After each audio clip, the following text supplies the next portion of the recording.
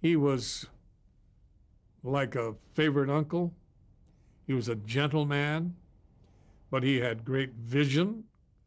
I don't know if many people know this, but the night the Titanic went down, hit the iceberg, David Sarnoff was a young telegrapher at the Montauk Point station of the Marconi Company, right. And he kept on the job for something like 36 or 48 hours. He was the sole connection and contact with the Titanic going down and the outside world. And that was the beginning of his career, because from that, he moved into electronics, and he founded RCA and became the great developer of radio and then into television.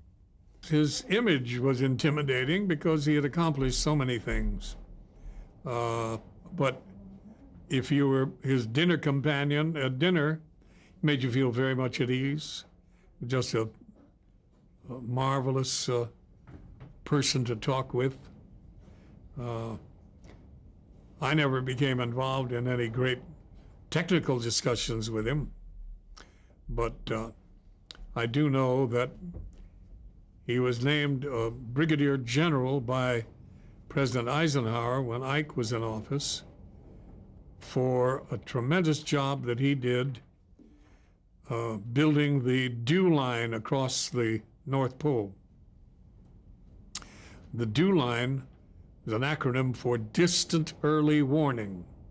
And when we were putting our first radar defense line across the North Pole, and Ike called David Sarnoff and told him, "I want you to do this for us."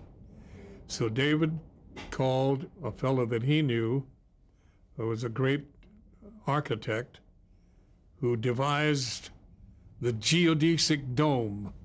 Buckminster Fuller was his name. So the geodesic dome, when you put it into a dome form, looks like a large igloo.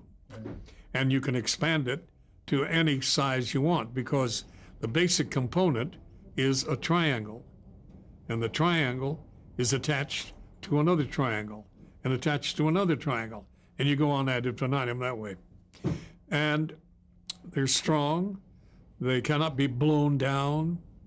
And it was an absolute perfect solution to housing all of this radar equipment that made up the dew line. And out of gratitude, I named him a Brigadier General. How would you address Mr. Sarnoff? Would you say Mr. Sarnoff, David, General? How would you address him? General was the terminology he liked.